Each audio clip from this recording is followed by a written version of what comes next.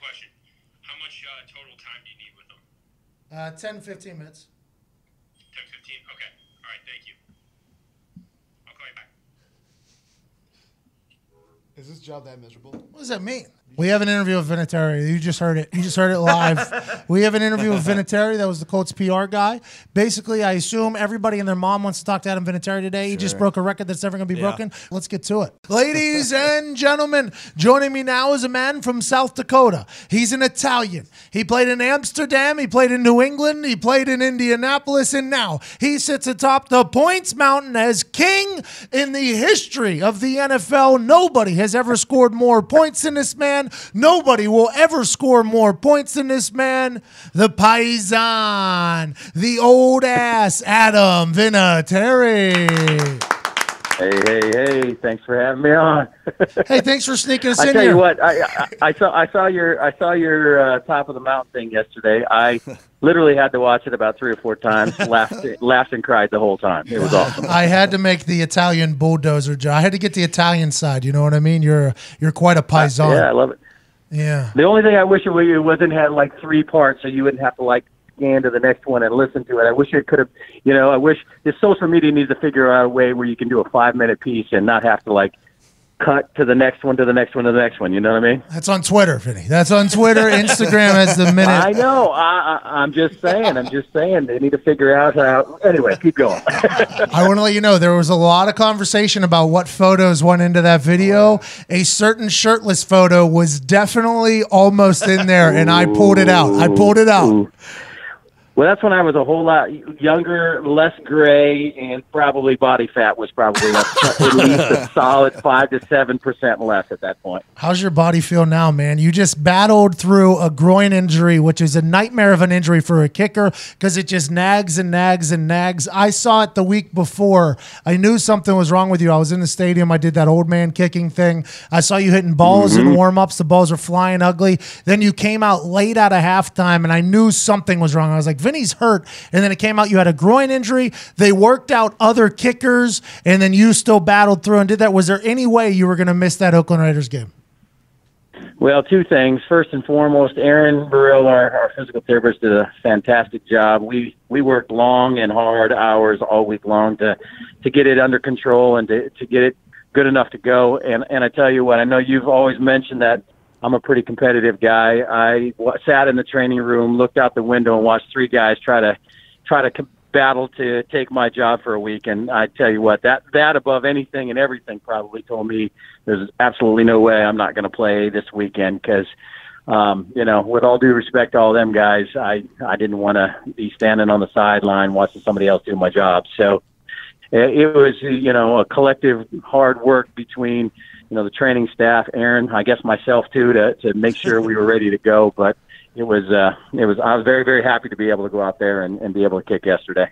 Did you think back to the year where Matt Stover was kicking and you weren't whenever you saw those 3 dudes working out for the team? You were like, I ain't ever doing that a fuck again.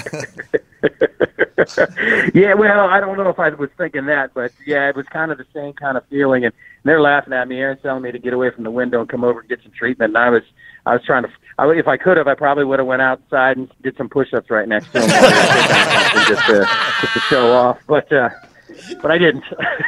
The Colts never called me and asked me to kick. I put a good resume on tape there, kicking as an old man. They never asked me to come try out, so I was a little upset about that as well. That's pretty disrespectful, and I don't know, man. You probably should make a phone call about that. I just did. I just sent it out into the universe. We'll see what happens. Whenever you were hitting the ball in Oakland in warm-ups, they showed you right before you went out to kick that 25-yarder, and you had this look on your face, and it seemed as if you kind of realized what was about to happen. Was there any thoughts going out to that kick that you're about to walk into a place that no man has ever been, amount of points that no man will ever go in the NFL? Did you realize because when you do that snow kick, right, you have no idea in the moment that that's going to be the biggest kick in NFL history. When you hit the game winners in the Super Bowl, yes, you know those are big kicks, but going out there, you have no idea how big it's going to be. For this particular 25-yarder going out on the field, you had to have known how big this is for the history of football. Was there any thoughts going out there? Well, obviously over the last year, as the points get closer and the media talks about it a little bit more, I mean, I knew where we were at point-wise. I knew that this game we needed 5 points, and all of a sudden we get an extra point and a field goal. It was kind of one of those situations that obviously I knew the next points that we had were going to be potentially the one that breaks the record. I don't want to say it was anticlimactic by any means going out there right before halftime and we're down by 4. But it was a cool moment. It was unbelievable to have all my teammates out there, giving me some love and showing that. It would have been unbelievable if you would have been there too, buddy. You and I did a lot of those points together as well. But I think at the moment it was like I was trying just to stay. Hey, this is we're in the middle of the game. It's just some points. Let's go. But at the end of the game, when we called it up at the end, and Frank handed me a game ball and all the guys were around. I mean, that was a really, really special moment. And I think I'll probably be able to appreciate it a lot more when I sit back and think about it more. It was, I don't know. It's one of those situations where I never thought I'd play this long. I never thought I'd have an opportunity to. I remember playing against Morton in 2007, I believe, and that was his last year. And I was thinking, man, this guy, exactly what you always said to me, this guy is so old and so long, and this number is so big that there's no way anybody's going to get there. But, the last couple of years, as we slowly chipped away at it and kept going at it, the thought became close to reality. And it's amazing. My wife and I, even last night, we just sat there and talked about it when I got home, and she said, we saw that number, and you said, Adam, let's make a run for it. And these years and years and years together just kind of came to that moment, and pretty special to sit there and it's a weird feeling when you go, nobody in the history of the NFL has kicked more points than that. It's a weird feeling, because then you sit there and go, really? I mean, like, let's keep, I don't know. It's just different, Yeah, I completely understand. What'd you do after the game? Did you and the lady have some wine, maybe some beers, or did your kids just beat the hell out of you afterwards?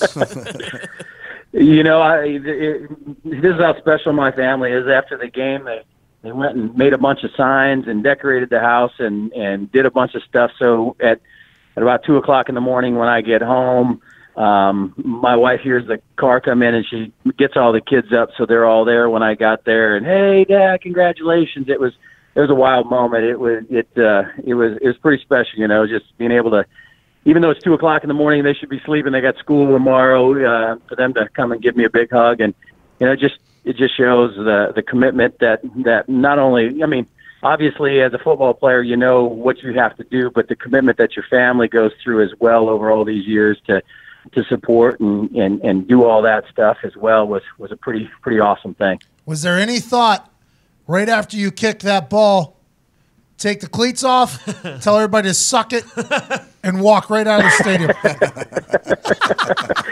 Not at that moment, not for sure, because we were in a pretty good battle at that point, and we needed all the juice that we could to get through that game. But no, it's funny. People have always said that, and hey, yeah, you just walk off the field, and that'd be a hilarious moment. But that's not my style. I'm hoping that we can keep putting some more points on that, like you said, and make that number untouchable to anybody else, hopefully. I always said that you should do that. You said people try to be the nice guy. I always said, as soon as you get that goddamn record, as soon as that ball goes through the uprights, I'd take my cleats off, shoulder pads off. I'd be telling everybody to go ahead and suck one. I'm going to get out of here. I always said you should have done it, but you're a man of class. You're a man of class. Morton Anderson recorded a message and sent it to you. I don't know if you saw it. He was wearing his gold jacket from a golf course, basically saying, can't wait to see you in Canton. Have you and him talked at all leading up to this whole thing? I haven't, no. I know that at one point he was, if we were going to break it at home, he was going to plan on coming to Indianapolis, but that obviously didn't happen because of the situation, and I have not talked to him yet, but I think the last time, I obviously congratulated him when he got into the hall, and you got a huge respect for what he did for the league and how he set the bar so high for all kickers. And I, as a kid growing up, I tried to, he was one of my heroes for sure. So, the fact that he sent that note, which he didn't have to do, but but that was pretty awesome, and with a lot of respect for him. All right, man. There was times in college when you sucked at kicking footballs. There was times in Amsterdam, I'm sure you sucked at kicking footballs. There was times in New England where I'm sure you sucked at kicking footballs. There was games in Indianapolis where you probably thought you were never going to be able to come back from. What is the biggest takeaway from your career now that you are the undisputed greatest kicker of all time? What are some messages you think that younger players should take from your career? Well, just like you said, I think a small town kid from South Dakota that can be on the top of the scoring board now, in my mind, it shows that anybody can do anything that they want to if they have the will and the determination to do. Honestly, for me, I never thought I'd play this long, but I think the most important thing is staying focused and keeping your mind on the goal and just working your ass off and keep doing everything that you can to be the best that you can, and then I guess at that point, wherever you end up, you can look yourself in the mirror and say, hey, I did everything I could. I always tell my son, I said, obviously you do it for the emblem on your helmet, but you're also doing it for the name on your back and on the back of your jersey. Whatever you're going to do the best that you can at whatever it is, and you'll always be proud of yourself. So for me, I just think that was the longevity is probably the thing that I'm the most proud of, more so than any particular kick. Just the ability to be able to year in and year out compete with all the young guys and to compete with guys that are always trying to take my job and still be going at it. To me, I think is probably one of the most my personal goal, I think. Well, I'll tell you what, you watching three bums kick outside and decide that you're going to fucking push through a groin injury is just a staple of your competitiveness. You are a legend all these years. You're about to pick up your 401k like 2 years from now. Checks don't bounce, cuz. Keep it moving. You're the absolute man. Appreciate you, buddy. Thank you. Congrats, man. This is pretty awesome. I hope you really enjoy this. No, I love it. Hey, Conti, Vinny, I appreciate you guys so much. Hey, Conti, why'd you let three? All right, man. Hey, Conti, if you didn't have those three bums come kick outside and right in Vinny's face, Vinny never breaks the points record. I think you should feel good about that. You know, it was great. As soon as that day happened, he walked past our office and he goes, "Hey, I'm fucking kicking on Sunday." It was great. I was so pumped. I was so pumped. I was like, "Let's go!" Yeah, it was great. All right, have a good one. I appreciate you, Conti. No problem, buddy. Take care, bud. Hey, Vinny, thank you, buddy. I'll go. Pleasure, bud. Yep, see ya. That's hysterical. Absolutely hysterical. My favorite Vinatieri story, I don't think I've ever told it. I think a local newspaper might have wrote about it here in the last, because I told them about it. My favorite Vinatieri story is from my rookie year. We were undefeated. Vinatieri was not kicking for numerous weeks because he had a hip surgery, I believe, a knee surgery. He had like 3 surgeries that offseason. He was kind of dealing with some ailing things, and they brought in Matt Stover, okay? So Matt Stover's kicking, and now it's like week 10, week 11. We're undefeated at this point. We're definitely going to make a playoff run. Bill Polian wanted to see if Vinatieri's hip and knee was healthy. Okay, for the playoffs, because if you're going to get in the playoffs, there's only one kicker you want in the playoffs, and that's Adam Vinatieri.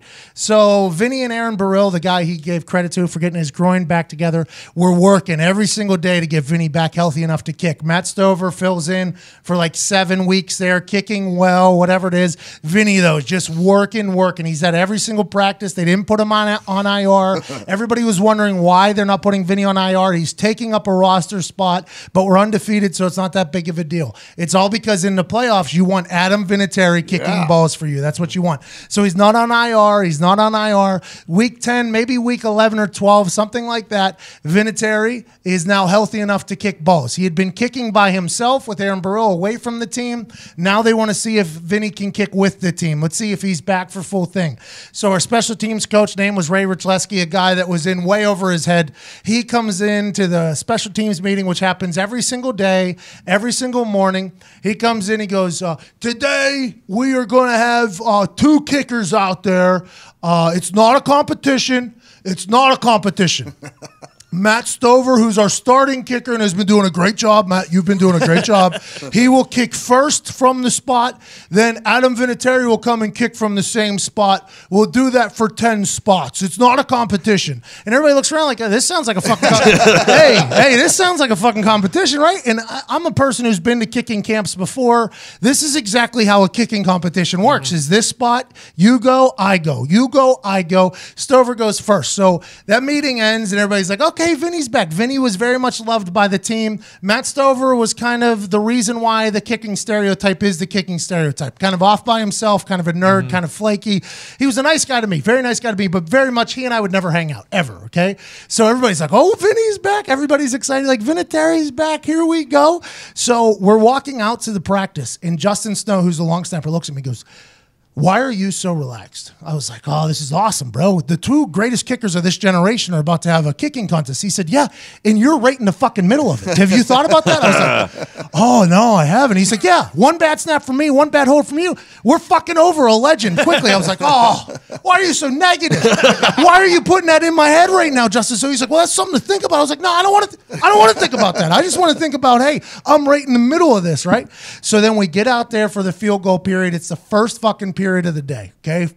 They hit the horn, field goal. We got Bill Polian standing right behind us. The entire scouting department. This is not normal. The entire scouting department's behind us. All the coaches are standing behind us. Normally, there's like little off meetings happening while field goal period's happening. Not today. Reggie Wayne, Peyton Manning, the entire offense. It's like a half moon surrounding the field goal operation, okay?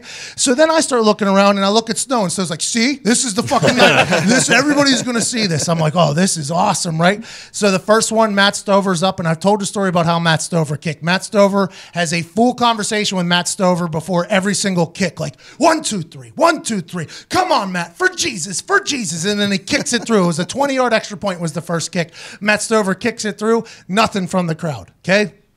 Everybody in the Colts organization is, I think Jim Irsay was even on a golf cart sitting right there watching. So then Vinatieri steps up, and this is the first time anybody on the team had seen Vinatieri kick for probably 3 months. So snap, hold, Vinny kicks it, and you hear like Reggie Wayne was like, okay, Vinny. So that kind of like opened the gates for like everybody's like, all right, we're allowed to pick sides here. We're allowed to pick sides here. So Stover goes for the next kick. It's like a 27-yarder probably on the left hash. Tong off the upright. It's like, ooh. So Vinny steps up, and you hear like a let's go! Vinny, bang, right through this center. Right now there's starting to be like a little bit of an applause from the group. You even hear like Bill Polian be like, we got the son of a bitch back. Everybody's excited. Matt Stover goes on to go, I think he won 4 for 10 or 3 for 10. Vinatieri goes 10 for 10, okay? This is why Adam Vinatieri is Adam Vinatieri. He goes 10 for 10. The entire place is like, Vinny's back. This is our motherfucking guy. Vinny goes into the training room after that. His shit's hurting though. Like because we went from like 50, I think we went from like 55 maybe to end it. Stover missed. Obviously, Vinatieri makes it. Goes in the training room though. His hip is fucking killing him. And he's like, Bill Polian talks to me, how are you doing? He's like, I'm hurting, but I think I'm okay. I think I can get through it. Matt Stover though went into Polian's office, was like, I ain't doing this shit anymore. No. You are not sending me out there in front of the whole team to compete with Adam Vinatieri every day. I don't know how the conversation went with Polian. I don't know exactly how it went. But if I had to guess, it would be like, I ain't fucking losing to Vinatieri every single goddamn day. It's either him or me, is what Stover said. It's either him or me. And since Vinatieri's hip was hurting and knee was hurting, we went with Stover for the rest of the trip. 52-yard field goal, I think third or fourth quarter in the Super Bowl. Stover misses it. Saints go score. If that's Vinatieri, probably makes it, probably wins the Super Bowl. We probably keep it moving. But instead, it was a situation that happened in practice that nobody heard about, and it is the reason why Adam Vinatieri is Adam Vinatieri. That little story he told about the 3 guys working outside and him fucking just basically ready to run through a wall, that's what Adam Vinatieri is. When I got to the Colts, I have a huge leg. Bigger leg than any human probably ever come in the NFL. Just had a fucking monster. I mean, I kick a soccer ball 120 some miles an hour. It's just the way it goes. I was kicking on the same day as Vinatieri, and I went like 5 yards behind him. which is always my move. It's a fun little game I play. People kick, I go 5 yards behind them. I kick, same thing. Even if I'm not putting it in, I just want them to hear the go past their head like this motherfucker. So I did to Vinatieri. First day, I go back to 60. He walks that thing right back next to me. I go to 65. He walks that thing right back next to me. I go back to 70. He walks that thing right back next to me. They're like, no, you can't fucking Vinny. You're going to blow your goddamn hip. And it was from that day forward, we never kicked on the same day, ever. Because I was just hoping that we were trying to save Adam from himself and also save me from being an asshole and fucking him over. Vinatieri is the most competitive human in the history of sports. Nobody will ever recognize that because he's just a kicker, but that man will do anything, and I mean anything, to make sure he's at an elite level. And that Matt Stover, Adam Vinatieri situation is by far my favorite situation of all time. Snow is just freaking out, and me in the middle just like, oh, this is pretty cool. Look at this. Oh, you two battling? Okay. And then for me, Stover likes the ball held very different than Vinatieri did, right? So it's two different holds. Not that that really means much to the common person, but to a holding kick situation, you give somebody a bad hold, it's a guaranteed miss. I can miss a kick for anybody anytime I want. As a holder, you can miss a kick anytime you want for anybody. So that I didn't really think about that until Snow was starting to put it in my head, like, hey, you can fuck this up for a legend. And I'm like, oh, I didn't even. But then after Stover's first miss, I looked at him. I was like, was that my fault? And he was like, no. I'm like, okay, good. Yeah, I didn't think so. I don't think so either. Awesome moment. Very proud of Adam Vinatieri, man. Very, very proud of him. Best. I do think I put I don't want to say I put it in his ear. He mentioned it in the interview. But I mentioned the points record to him. I was like, I think I can go get this. And I think he's just been a guy that number, once it gets in his head, because in his head he thinks, oh, Morton Anderson's a better kicker than me. If Morton Anderson has that record, he's a better kicker than me. And then there it is. No sleeping. This is Matt. You might as well be Matt Stover in this situation. He's going right to the fucking top, whether you like it or not. And that's why Vinatieri will be a Hall of Famer. Very thankful he joined us, man. What a cool guy. Where you're betting at is just as important as who you're betting on. Did you bet on the Pittsburgh Steelers money line just on Sunday? You should have. Did you bet on the Cincinnati Bengals money line the other day? You should have. Did you bet on the Kansas City Chiefs doing what the Kansas City Chiefs does? Absolutely, you should have done that. And if you listen to this show, all we will give you is good bets. And there's only one place to go that isn't just a good bet, but a great bet, and that's mybookie.ag. Mybookie.ag is the one-stop shop to gamble on anything and everything in the world. Do you want to gamble on the NFL? Of course you do. It makes the games a lot more interesting. Do you want to gamble on baseball that is now over? Of course you did. Do you want to gamble on reality TV, politics, maybe even hockey? Do people gamble on hockey now? They're going to now after the announcement that the NHL's partnered with MGM. There we go. No matter what you want to gamble on, if you want to make something just a little bit more fantastic, a little bit more spectacular, maybe build up your interest into something a little bit more, is get a horse in a race. And there's only one place to gamble, and that's mybookie.ag. Mybookie.ag is the greatest gambling website on earth, not only because you can bet on everything, it's because they're the best customer service on earth. If you have a question, they'll answer you. If you make a big bet and hit, they'll pay you. And there's only one way to sign up for MyBookie, and that's with promo code PAT, when you get 100% bonus on your first deposit up to $1,000. This Thursday, beat Pat McAfee at 11:50 on all my social media channels. I will be playing a mystery children's game. They shipped it in a box to this office, and it'll be a mystery children's game, and there's a whole bunch of bets. Will I win? Will I be a solo, or will I be competing against somebody? Basically, if you like to gamble and want to make a little bit more money, mybookie.ag is the only place to do it because it's the greatest. Mybookie.ag. Go hammer the beat Pat McAfee that I'm going to beat the shit out of that kid's game and just keep it moving. Also, Butcher Box is the most beautiful box of meat that I've ever seen in my entire life. It's high quality, healthy protein you can trust. 100% grass-fed and finished beef, free-range organic chicken, heritage-bred pork. That's old world pork before they bred out all the fat and flavor to make it the other white meat. AKA, this is pigs the way they were meant to be. Yep. None of that other bullshit. They're so good.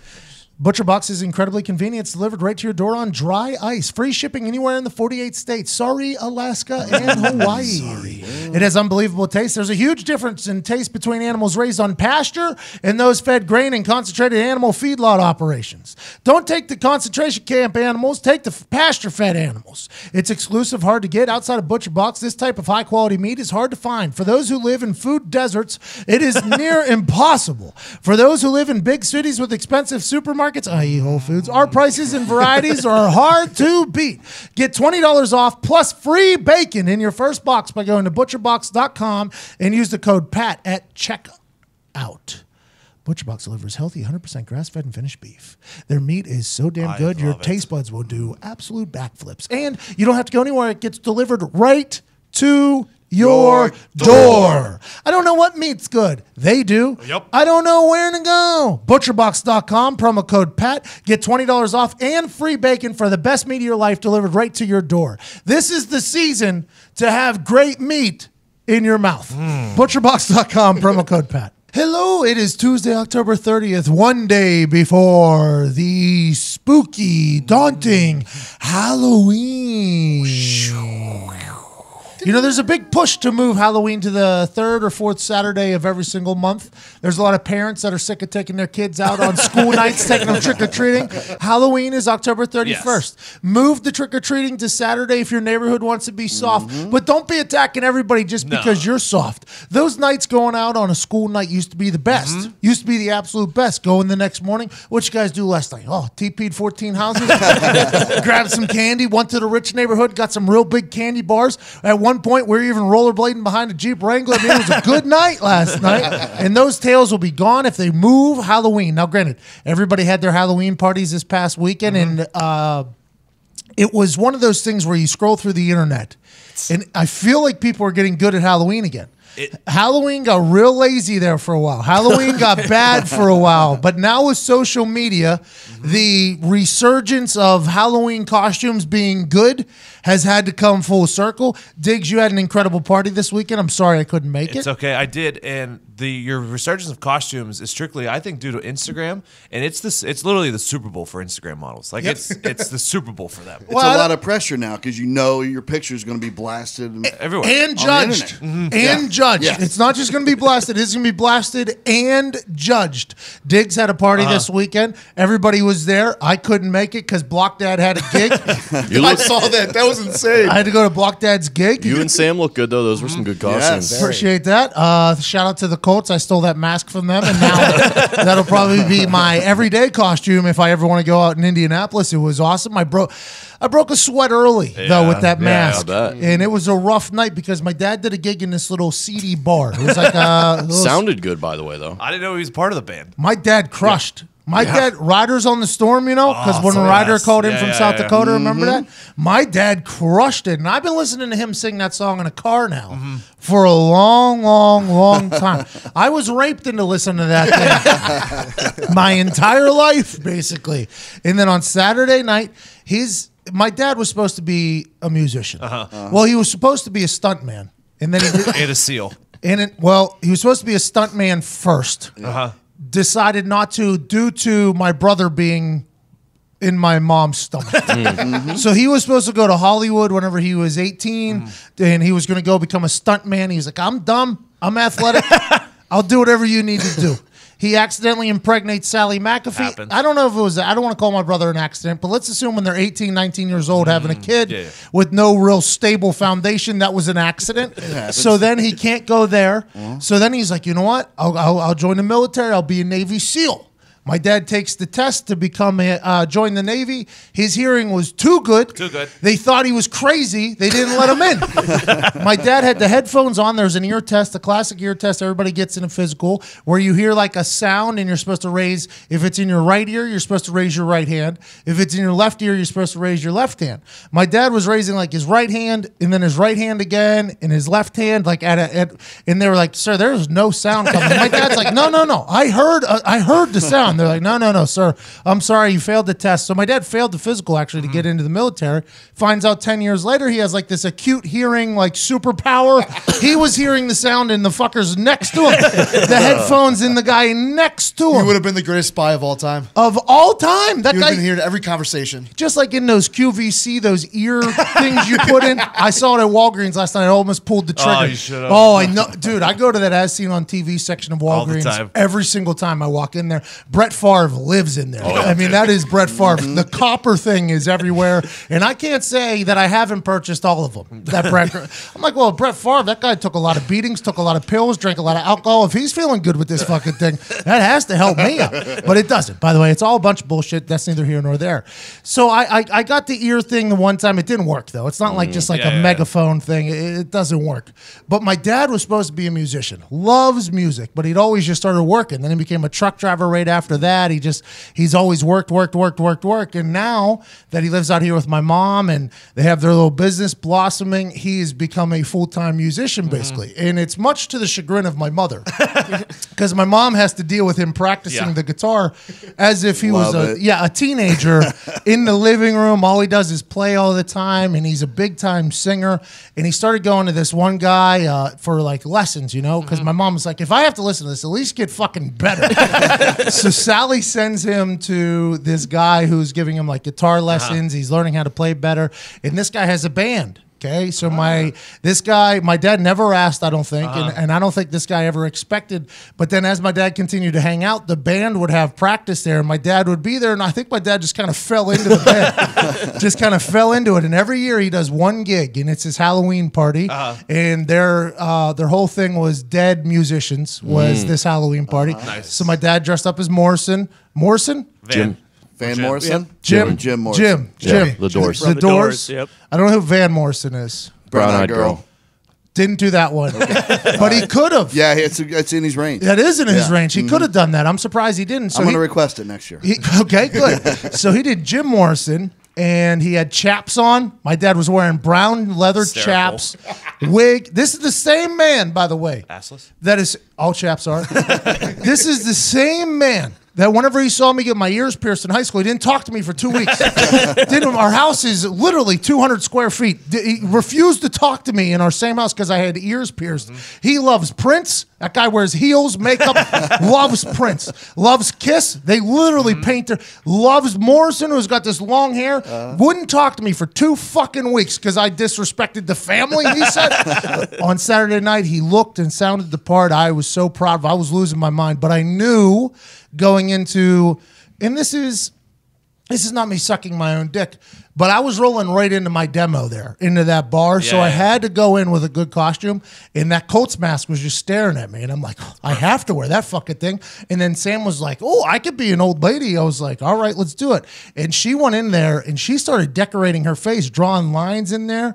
And when we walked in, we walked right past my dad. He had no fucking idea. We walked right in, right past old Tim McAfee. He had no idea. And then whenever he saw me, he was like, oh, I should have fucking known. This guy, you fucking, the kicker, you're the kicker. I was like, Dad, what's up, man? He was so happy we were there because we weren't going to go. Then the mask came together. And we were going to go to my dad's gig and then come by your house. Concert was supposed to start at 9. These fucking guys, they didn't start till like 10:30. It was like Kanye. It was literally like it was fucking Kanye. I was sitting in this local bar just like hanging out, sweating. Like, yo, are we ever going to get to this? I'm sending my dad a text like, when are you fucking singing? He's like, well, it was supposed to start 45 minutes ago. He's like, I'm new to the band. It was like, I'm new to the band. I don't know. Were they in the green room the whole time? There was a back room. They were putting their set list together. I guess they're putting their set list together. My dad Doing was band things. Yeah, my dad was a part of 5 songs. So I was just trying to find out when his songs were. So like, hey, I respect the band, I respect the party here, but I am a homebody. This is like literally my nap night here. And then my dad comes out, he sings the Riders on the Storm song. I guess he had 2 other songs after that, but I bounced as soon as Riders on the Storm happened. I was out of there, but I was so proud of my dad. I was so proud of him. Can we have him do a music video? I had to see he gets so nervous. My dad gets so nervous. I knew he was nervous too. So like There was a long time in my life where my dad never missed a single sporting event of mine. Even whenever I was in the NFL, he was traveling to cities to watch my games, and I couldn't even see him because I'm in the hotel, and then all day I'm at the game, and there's like a 20-minute period after the game where you go visit with your family. My dad was at every single game. My mom was at every single game, and I was like, my dad's got a gig. Like, this is something I got to be at. You know, like I got to be at this. And I get there, and right beforehand, after he knows it's me and Sam, obviously, we're sitting in his section, the McAfee section. It was pretty hilarious. They spelled her fucking name wrong. But I'm sitting there with my mom, and I see my mom's like getting a little, my mom's like a little nervous for him, you know? This is a brand new thing for old block dad. So my mom orders this big ass beer. I've never seen a beer this large. It was like a cartoon fucking beer. And I'm like, what are you doing? She's like, I'm getting nervous. So my mom starts drinking it, and then all of a sudden, I know where Jim Morrison comes around. He slams the beer. I'm like, what the fuck are you doing? He's like, I got to loosen up the vocal cords. I'm like, you're a little nervous, aren't you? He's like, I'm excited, you know? Yeah. And he got up there and just absolutely crushed it. He had one bad performer move. He was singing in the band. It was in between him singing and the band was playing. Yeah. And he turned his back to the crowd he wanted to show respect to the drummers and guitarists. I was like, you need to do the side, though. The side point. Because when you turn your back, it acts as if you don't like us. Like you're not appreciative of us. And he was like, I wanted people to know that I like the fuck what the drummer was doing. I was like, Dad, I was so proud of him, though. That's awesome. I sent him this big, long text about how proud of him I was. It was awesome. I almost cried in that grandpa suit. I was videotaping the whole thing. I was videotaping the whole thing like a proud parent. At a ballet. Yeah, and then there was this one part where I knew, because I watch The Voice. Yeah. You know? And I watch all these talent shows.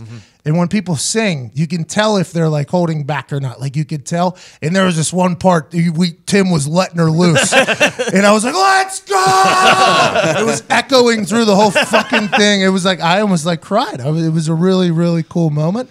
Your guys' costumes were incredible. Yeah, we had a really good time. We had like 50 people show up, which was not expected. It was a lot of people. Awesome party. Nick was making shots every 15 minutes. He was the leader of the drunk. Well, I also saw Nick had no sling on either. I saw he was just tossing a shield around as if it was Achilles. I had my brace on. It was attached to his sling. It was perfect. Genius, by the way. Is that really what you did? You attached the the shield to your sling? Yeah, for a little bit, and then I got tired of the sling, so I took it off and I started wearing the shoulder brace. It's a little less restrictive. Okay. Gives me a little more movement. So you were Brad Pitt Achilles. Yes. Yeah. Oh, yeah. It's an aggressive decision. He was quoting lines from the movie all night. I saw that on the internet. I wasn't even there, and I heard that happening. That's awesome. Neighbors loved it. Neighbors loved it. Yeah. I let them know I was there. All night long. I was on a mission. How are you and your neighbors? Dick's moved into a new place. Yeah. Well, they hate him now. No, I only met the one, and he came up to the fence in the middle of the party and was fishing for an invite. And I was like, I don't know you like that guy.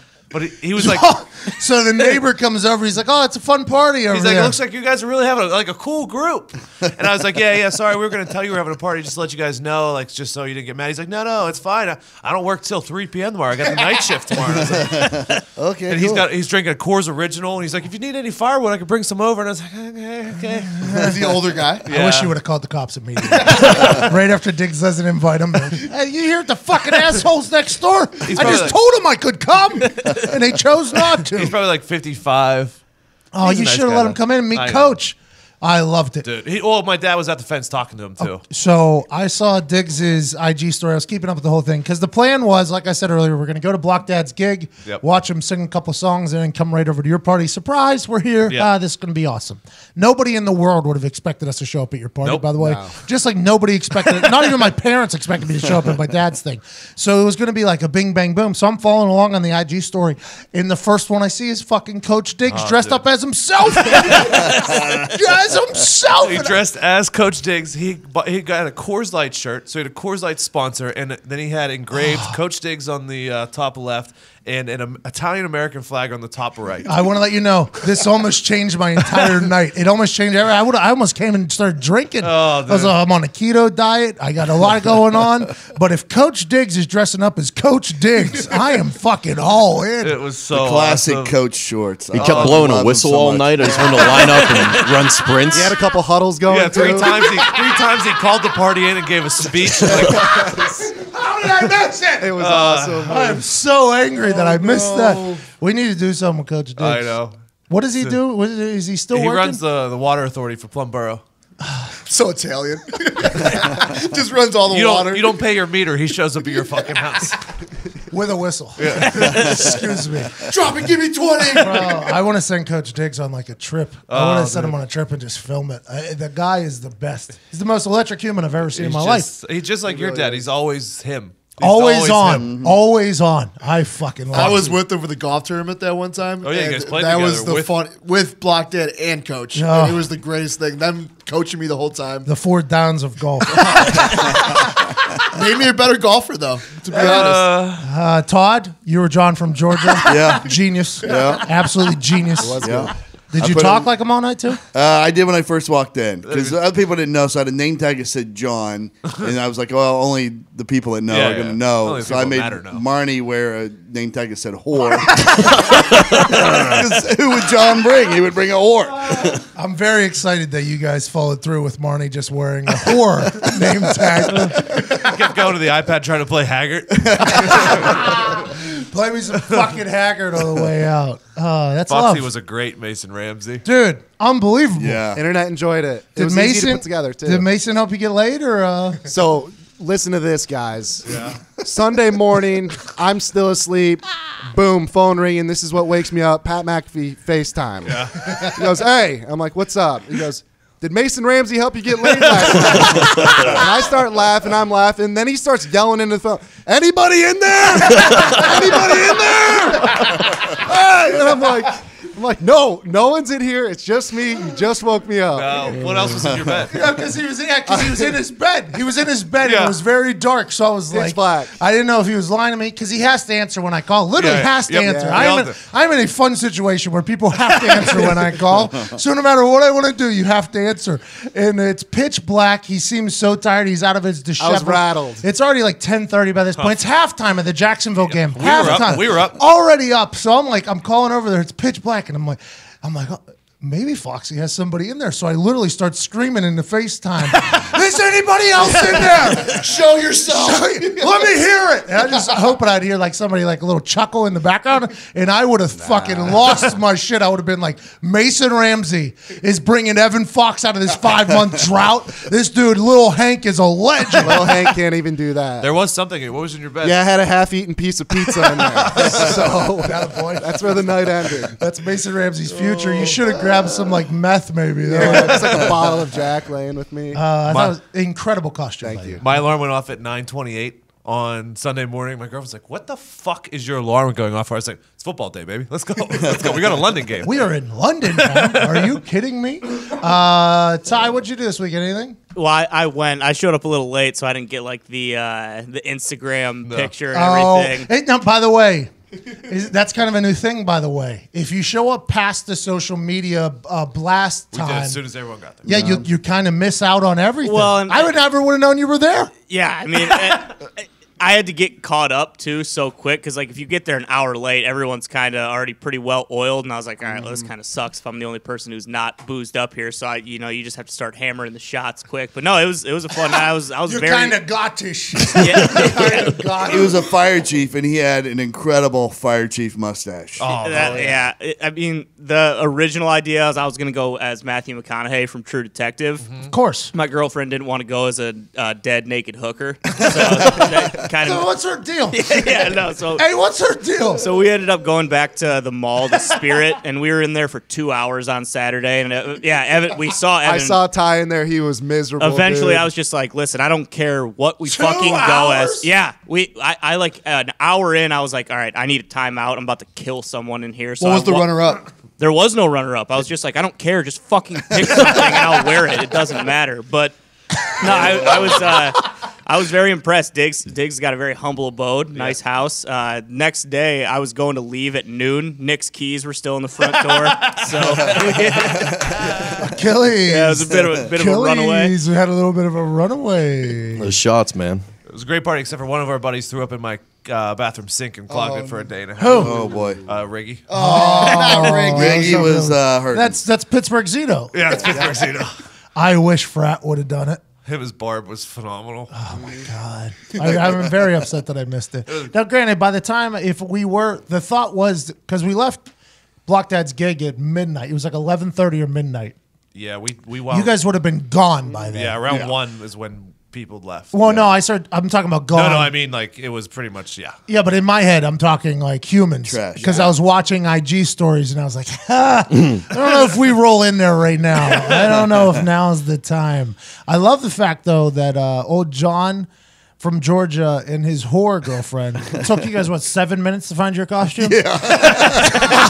Ty is a fireman.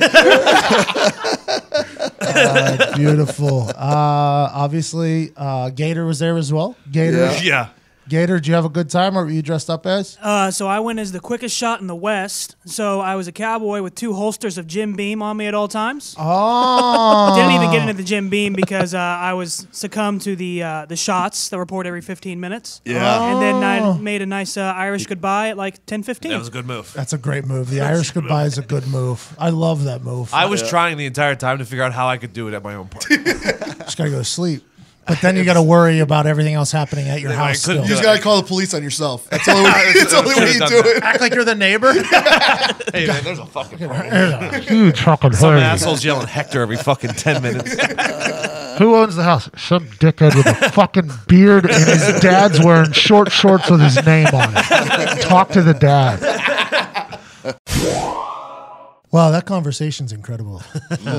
We were really doing it today, weren't we?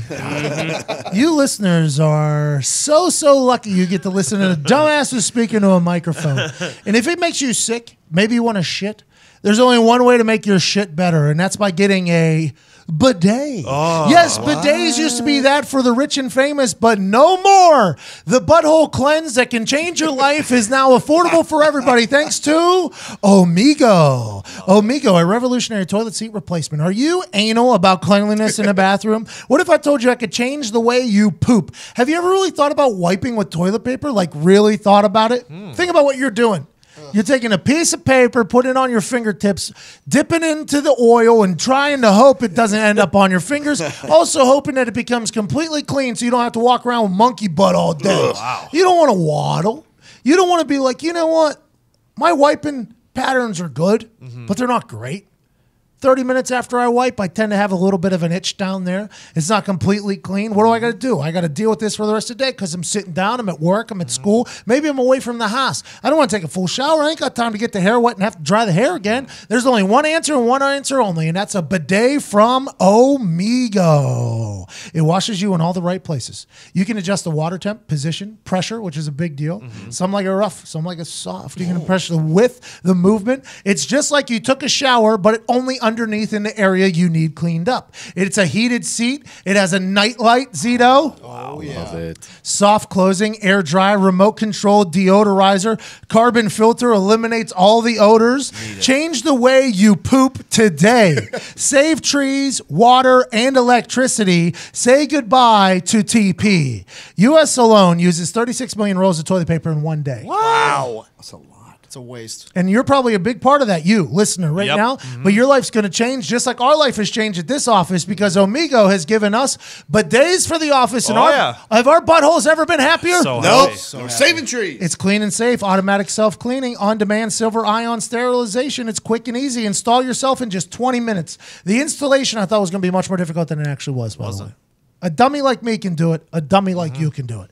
That's why I always do my business on Omigo. Get $100 off your order when you go to myomigo.com/MCAFEE, myomigo.com/McAfee. That's Omigo, O-M-I-G-O. Go to myomigo.com/McAfee. Get $100 off and make your butthole much, much happier. Your days are better when your butthole is happy. That should be their...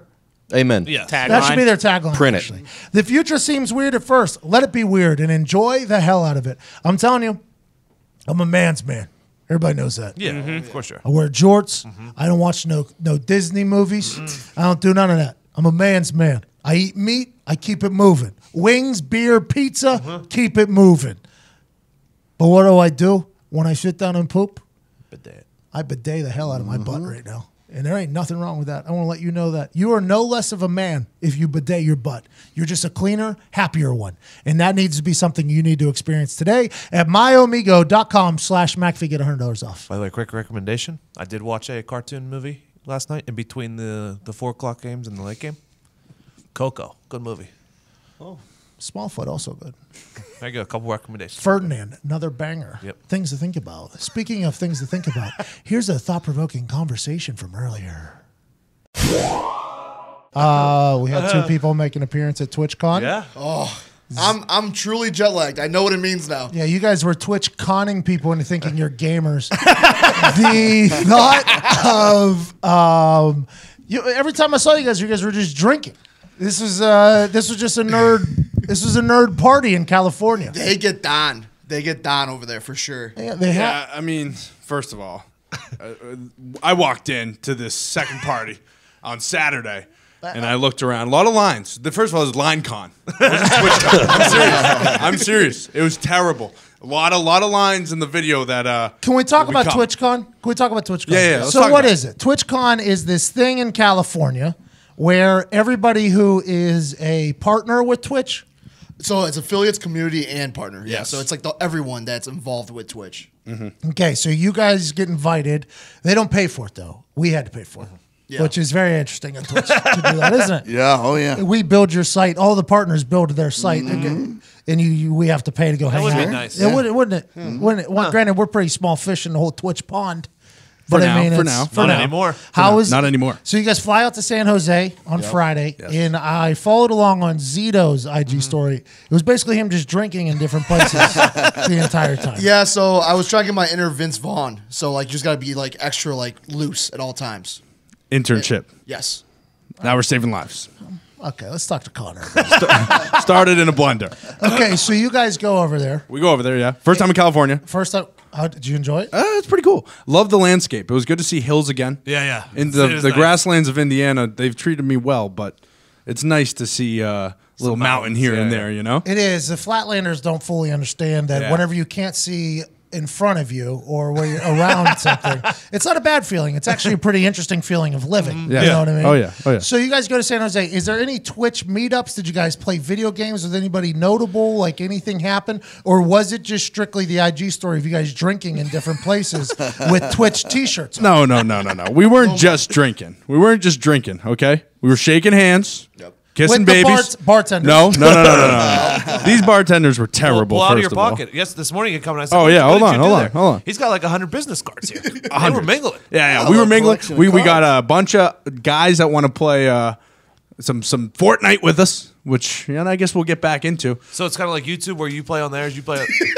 What is Look at that? all those business cards. This is $1 billion right here. That's what this is right here. $100 million. $100 million right here. Yeah, no, we got some good stuff. We actually, one of the cooler guys, I think Ice Prime, his name was. He's a nice guy from Colorado. He was the first person to do a dab on his stream. First streamer to ever dab on a live stream. 3 weeks ago. Man, y'all fucking Twitch people. We're meeting pioneers. that guy's a pioneer. Tell you what, you Google Ice Prime and Ice Prime Twitch is the first thing that pops up. What's going on? So what else is it going to be? The fucking international seizure of the drug people? I don't know. So you guys shook a lot of hands. You played some video games. Oh, yeah. How's our Twitch stream looking? Are we going to be up? It looks good because we actually did like the panel portion as well, like where you like do all like the nerd stuff and you learn how to build your channel. Oh, I thought you guys were on a panel. I was like, no, next year. That's next year. Epic. That's next year. That's what we'll do next year. so you guys ask questions at the panel or no? Yeah. So it was just like one of those things. Like it was all the Amazon people working it and stuff like that. And Let me hear a question you asked during the panel. well, I asked about the analytics, how all that breaks down. Do you know anything about that though? Oh, I learned. Now so we much. do. Now we yeah. do. Now we do a lot. Yeah. Proud of our boys. I am too. It looks like you guys went to a little boot camp. It was actually like pretty interesting because I kept every person I had talked to, I was like, what am I supposed to do here? Because it was like, I mean, it's smart. I just want to know what they want. It's your first time. Right? Exactly. Yeah. It was like I was basically a virgin there, so I was like trying to figure out how. Yeah. Like, how do you make it worth it? Exactly. And everyone had the same. By thing. the way, we paid for the tickets. It won't be worth it. I know. Trust me. There is nothing they did this weekend. Great video coming out though. Unbelievable. I did see Unbelievable. one of you two put up a picture on Instagram, and our CFO Phil goes, and the caption was shaking hands and kissing babies, and Phil's comment was, I'm going to need the names of every single hand and baby that you shook to make sure that was worth it. Yeah. Because Zito knew he wanted to go to TwitchCon like 2-3 months ago. didn't decide to buy the airplane tickets until 2 days before TwitchCon. Which greatly increases the price. Oh, just a little bit. Yeah, just a little bit. I thought it was the opposite, where like there's tickets laying around. It's cheaper. Super Bowl that happens sometimes. Like the sporting events, Yeah, Super Bowl that happens sometimes. But airplane tickets, it seems is not the case. It's a learned that learning though. lesson. Oh, actually, real funny thing. So on the way back with Delta Airlines, there is a premier internet you can use. That's above the other internets. Get the fuck out of here. So honestly, too, back to TwitchCon, Yeah. there were some pompous people there too. Oh, not all. Hey, not all gamers What's are pompous friendly. mean? Arrogant. Oh. This one guy referred to us. He was explaining. I don't know how we started talking to this guy. First of all, fuck that guy. But this guy somehow he's talking about Battlestar, superhero, Galactica, something. Not even I know about, and I consider myself pretty well versed in the gaming universe. We're walking away. Hey, have a good night. Whatever. Like, enjoy your night. Have fun. Turns to his buddy. Oh, yeah, no, I was just talking to these fucking nerds over there. As we're walking away. Oh, this guy was the biggest nerd too. So it was like it was we were bad. in right hook mode right after that. Yeah, LineCon was over from then on for me. I was just walking right up to the corner of the bar. 4 Jack and Cokes every time. I was ready to throw fists at somebody. Well, at those, I went to a couple of sales conventions. In my day. Your schmoozing doesn't go on in the convention. It goes on at the bar later, where everyone's a little looser. You meet people, they open up. Yeah, that's when we met our good friend now, Ice Prime. Oh, okay. Ice with him one. Sorry, he's a good guy too. Very Once excited. Prime? So it's Basically, Ice. Yeah, once Prime. Ice Prime. Dual meaning. Once. I don't He's know. a pioneer. Hey, You guys would say this was a good trip, though. absolutely. Yeah, I think the Twitch stream's going to grow tenfold. It has to. I agree. But also there's one thing where they there's companies that are wanting to sponsor people. So there's you apply and then you stream like a certain game for an hour, right? You got trapped in this and then you get like $250. Oh, yeah. And then right into your account. that's easy. Yeah, it's easy. great. We're gonna do a lot. Yeah, we're gonna start raking in cash. Oh, yeah, that's what I heard. Remember that, Foxy? 100 million. 100 million. Hey, we finally met half of them. Hey, congratulations. Very happy for you guys. Very, very happy for you guys. Yeah. How's Boston feel? You guys won the fucking World Series. I'm still on cloud 9 right now. Landed in LAX. Landed in LA. Get off the flight. Sox win. They won. I own LAX now. It's my airport. It is my airport. I was watching that. Yeah. It seems as if that LA team, I don't know how they got there. I don't know how they got to the World Series. The NL wasn't great this year. No, it wasn't. I don't even know what that means, but that's the other side. Yeah, their whole league wasn't very It's good. basically the Eastern Conference for basketball. Or the AFC. Is the NL. NL is Boston? No, that's no. Dodgers. AL is American. Oh, League. you're saying not geographically the Eastern Yes. Conference. Correct. Competitive. Yes, Yeah, competitively. comparingly. Okay, got it. Because that Kershaw guy, they had him pitching until the 7th. And I didn't see if that was a good idea. I felt like He's he was traditionally getting one of the peppered. best pitchers in the game, but in the playoffs, he just... Yeah, he's bad in the playoffs. And Game 3 really screwed up everything because it was an 18-inning game. Mm-hmm. It was 2 games in one night. So, half of our pitchers were worn out. So that's why the starters were going much further. Like David Price went into the 7th, too, I'm pretty sure. So, Yeah, but he was dealing. Yeah, he was. He was doing well. Yeah, he was I dealing. always thought baseball was one of those things where it's your pitcher versus the other team. Right, that's Yeah. exactly what baseball is. I mean, as a professional baseball player, Correct. I saw it quickly. There was nothing I could do on that field that saved us from the other team hitting 7 home runs in 1 inning. There was nothing I could do. But if your guy's hot, you ride him, right? Don't you ride the hot hand? Isn't that kind of just like blackjack, right? You ride the hot hand. And I felt like Price was hot, and then Kershaw, I feel like I don't know much about baseball. I don't know enough about baseball, but it felt like he was getting peppered. It's like, don't you have to at least try to roll the dice, bring somebody new in here? Or? Well, and they were saying too, like his velocity was down. He wasn't throwing very hard. I guess the idea is that you ride the guy who got you there till the end. If you're screwed because their bullpen's not that great. But Bill it's Belichick also, would have pulled his ass. Yeah. Oh, yeah. Probably Malcolm Butler. Yep. Take a seat, cuz. Don't even have your eyes open during the national anthem. I want you to cry the whole fucking time. That's what Bill Belichick did to Malcolm Butler. Yeah, and the Pats are next. I've warned this forthcoming a long time ago. This could be the Boston sweep. I don't think so. 2018 to 2019. It could be. I don't think so. When I watched the football teams yesterday, By the way, congratulations to your Red Sox. That's awesome. Yeah. It is really I cool for appreciate you. that. I'm happy you have something to celebrate it for once. Yeah. So we're running on fumes. It'll be more enjoyable tomorrow. It'd be really difficult for the Boston people to have something to celebrate. You know, You guys deserve it. You've been through so much. It's been so long. It's been such a tough run for you guys, sports wise. It's I really. mean, 2017 is so long ago. It is so humble. They're so humble about it. So humble, as you should be. I mean, brand new fucking manager too. First year there, nobody could have known what to expect. Win the World Series. Best team in Red Sox history. No big deal. Boston, what a fucking place. Yep. So easy to hate. Yeah. But you can understand why they act the way they do. We would imagine if Indianapolis just winning everything. Yeah, we'd be cocky as fuck. Imagine if the Pacers were the Golden State Warriors and the Colts were the fucking Patriots, and somehow the Indianapolis Indians were now a professional baseball team and we were just dominating. It'd be a lot of fun. Yeah. It'd be a lot of fun. I'd be cocky. This town would burn down. I'd shit on other people. Yeah, this town would burn down because the fans would be real fans again. Yeah. Which would be wild because it is very easy to not be interested in a team that's very boring. Yes. You know what I mean? Yes. It's very, like Victor Oladipo brought back a little bit of a spark for Pacer fans, but he's going to have to win some fucking games if they really want to make that place wild again. Well. And it's just, I understand why Boston people act the way they act. You have to. You have to understand. It's a good life. It's a good life. You got a good life. But you know what they say? After the sun comes the rain. Yep, it does. And although you've been in this decade of Southern California sun, 18 years. 2 decades of Southern California sun, there is a torrential fucking downpour coming at some point. Has to. Dark comes after the sun, and what then the they sun say. comes after the darkest dawn. That's right. The brightest sun comes after. Well, I don't like Southern California anyways. Yeah, but I'm talking about the metaphor of the weather. It gets windy after a calm day. What's that? It gets windy after a calm day. Oh. November 17th, National Take a Hike Day. I saw that commercial. You saw it? Yeah. It's November 17th. Yep. I'm telling you, every time I can't wait. Every time I see that commercial, I just lose it. They're like, it's National Take a Hike Day. And I'm like, what? The first time I saw it, I was like, man, I'm the every day's Take a Hike Day with Zito. We for sure have him take a long hike on that. Oh, have to. He's going to have to get kicked out of here all the way, maybe down to the library. Whole Monon Trail, maybe. All the way back, possibly. November 17th is National Take a Hike Day.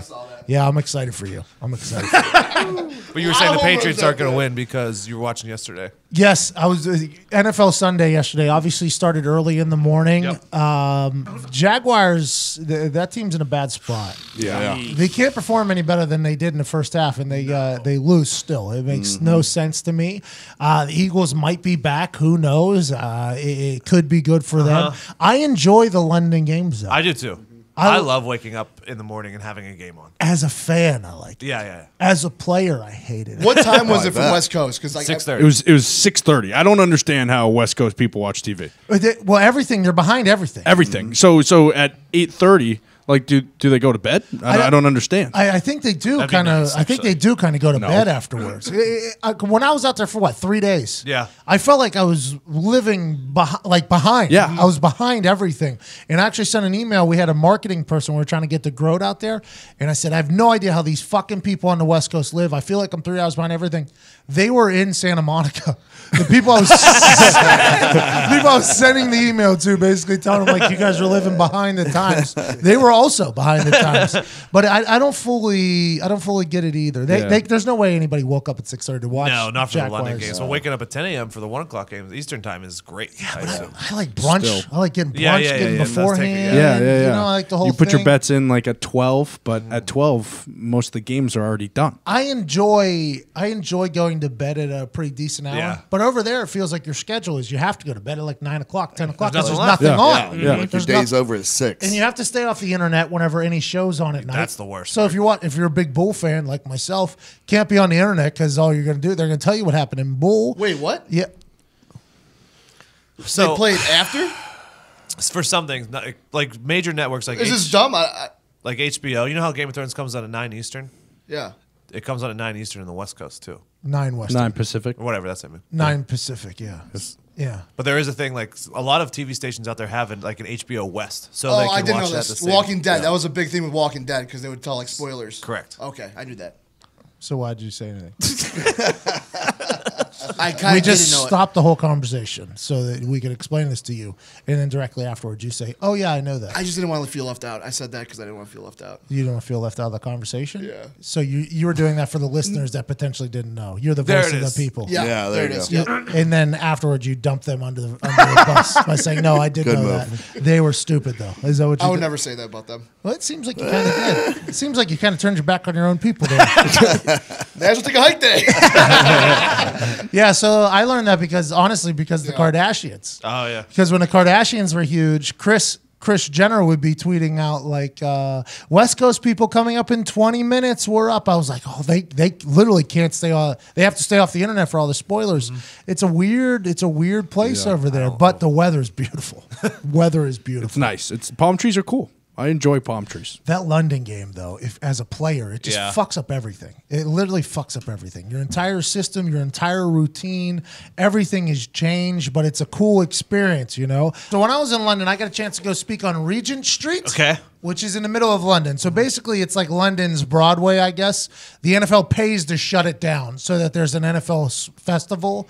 And they try to sell it to the world. Like, whenever I was there, Colts went and spoke. Some Jaguars went and spoke. It was like a pep rally, cheerleaders, blah, blah, blah, blah, blah. And when I was there literally speaking on the stage, I looked out and I saw some people. A few people. And then we leave and I'm starting to check the internet and they're like 500,000 people were there. I'm like, unless they're counting every human that's on any street in London, I don't think there's 500,000 people there. But it's like a cool thing because you're literally introducing a sport to people that know nothing about it. It's just American sports is basically what they care about. The games are always sold out. Like What's that? When you see the crowds and they report how many people are at the game, they're always sold out. Always, because you got military people over there. It's just a festival. It's just like something to do more so than anything. And you see people in baseball jerseys. You see people in fucking soccer jerseys. It's just American sports. That's all they give a fuck about. It's like, oh, this is cool. This is something interesting. Let's go watch the American Barbarians. There was a lot of Philly fans there. Like, you could tell, like, during the game, just the cheer, it seemed like there was a lot of Philly fans there. Oh, I would assume the Eagles fans are very loyal because you got a lot. Like, your family works over in Europe, right? Your family works over in Europe. I assume they make the trek to a game every once in a while. It's all the people who are either stationed abroad in Europe or maybe they work over there. They go, but then a lot of the locals come too, just because they've happened to pick up some fanhood of something. I saw a lot of Kobe Bryant jerseys. We were playing wrong sport, but we get it. Maybe somebody knows somebody here.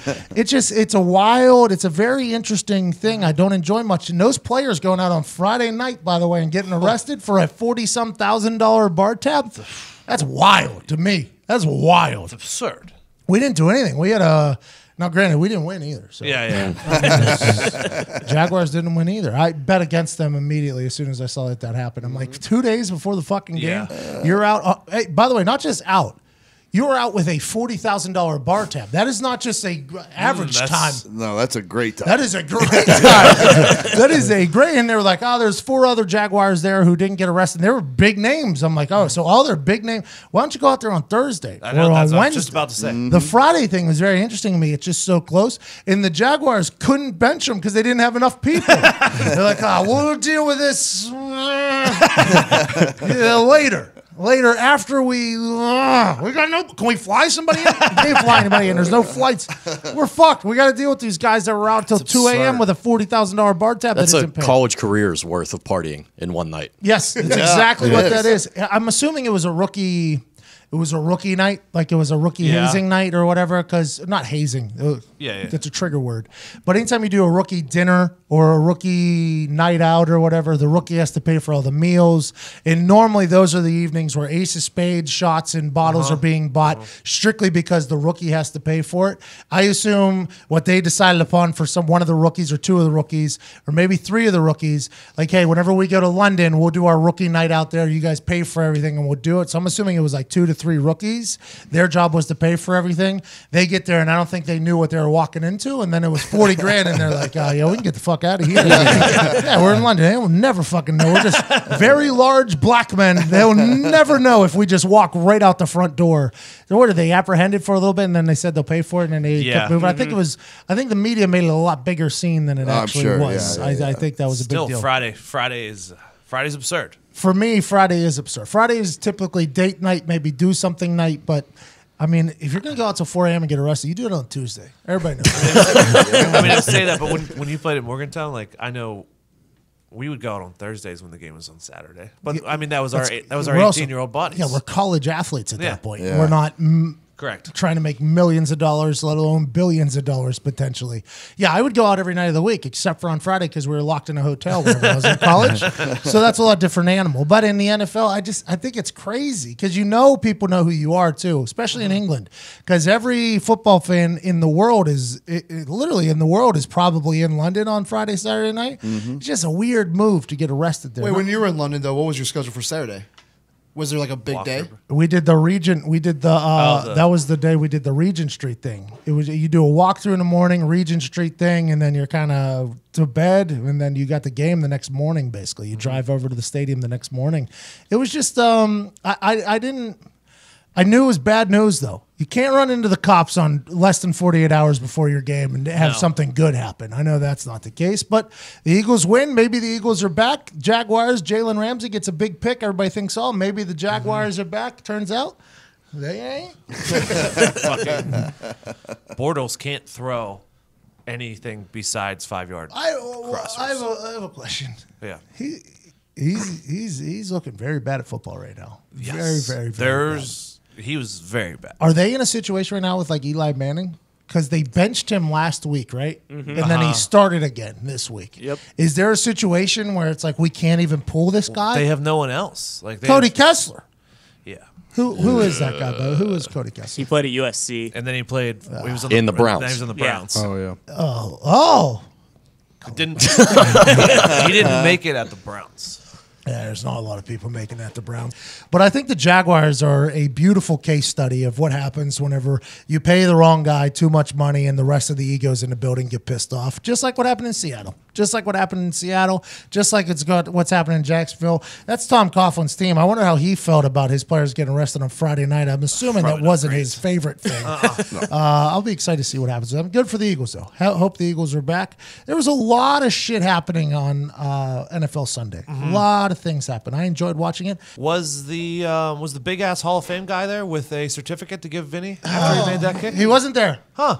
Big ass guy goes everywhere quarterbacks are, though, doesn't he? Did they stop the game to have his family on the field and celebrate with everyone? I'll tell you what, they did stop the game.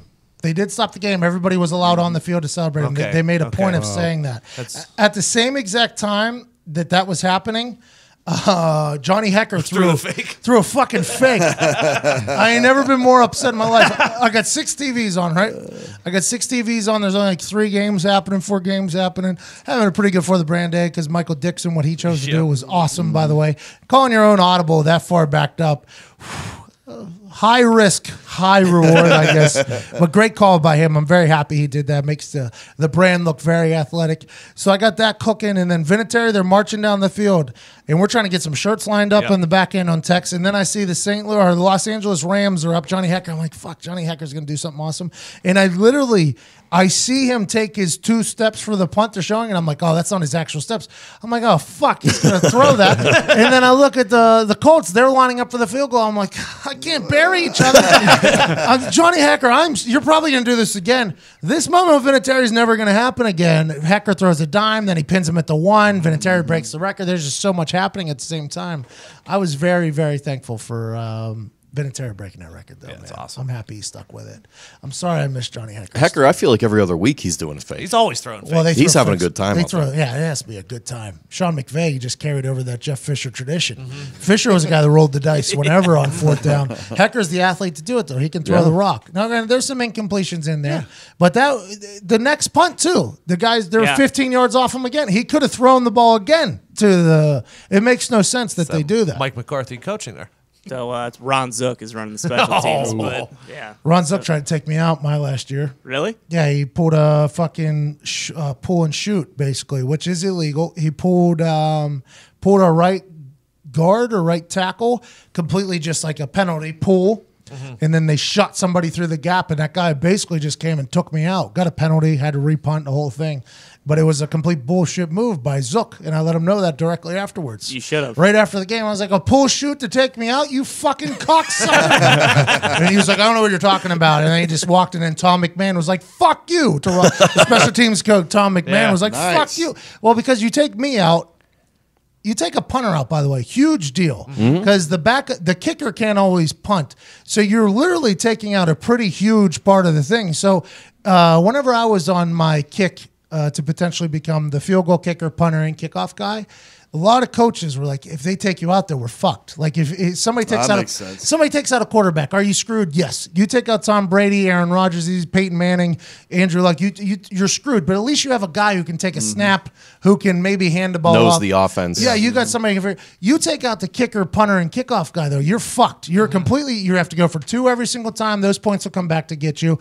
Punting is just going to be a shit show of a nightmare. And kickoffs, you got to have probably an offensive lineman go toe poke that thing down there.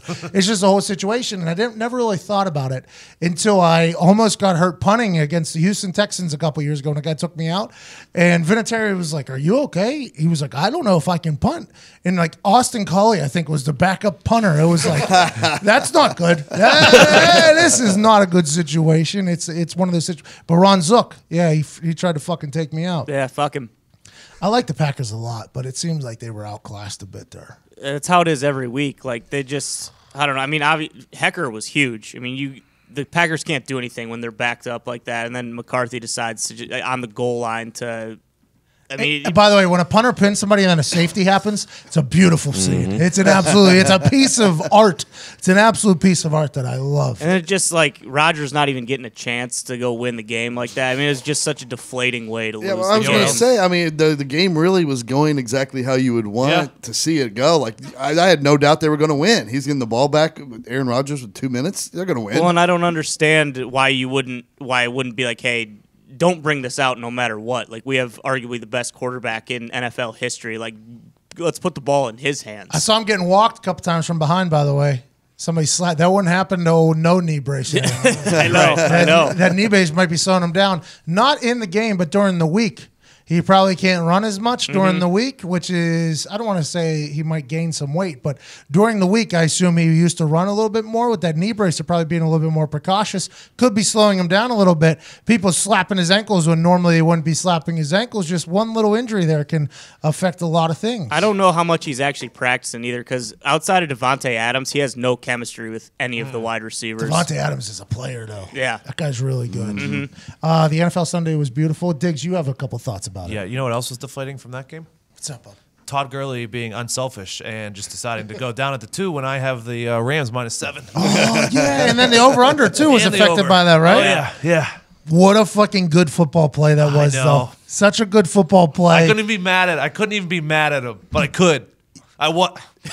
God damn it. Because I was chasing from the early games. Yeah. And I was like, because earlier in the week, the Rams were like -9.5, -10. And I was like, that's too much. But then when I checked the 4 o'clock schedule and I was Rams -7, I was like, oh, I put a lot on them. And then he went and did that. It was tough. But other than that, like yesterday was fucking phenomenal. I had a very large weekend gambling. Good for you, man. Very, very, very, very large weekend of gambling. I would like that to be known. Good. Shout out to the Mountaineers on Thursday night. Oh, that was an easy one. They kicked off the party Thursday night in Morgantown, by the way. That's going to be, let's just assume Thursday night's in Morgantown. If the team it's going to do well. I was excited for that. Will Greer, potential Heisman, but I felt very good about it. Todd Gurley, though, today in the meeting room is getting praised by the coaches about how smart of a football player that is and everything like that. And in the locker room, you don't keep up with the gambling, but I would assume there's a lot of people that have a fucking bounty on Todd Gurley's head. He 3 yards away, right? It was 3 yards away. He was easily getting in. From covering and over. Both 2 bets right there. Yeah. Yeah. Well, other than that, it was a great day. So I wrote some notes down here on my thoughts about the NFL and kind of yesterday. Ladies and gentlemen, here's some Diggsy thoughts. Sometimes I hate today's NFL because it's all about offense and scoring points. And I know the casual fan loves it, but it's frustrating to watch these teams go up and down the field and just there's no defense at all.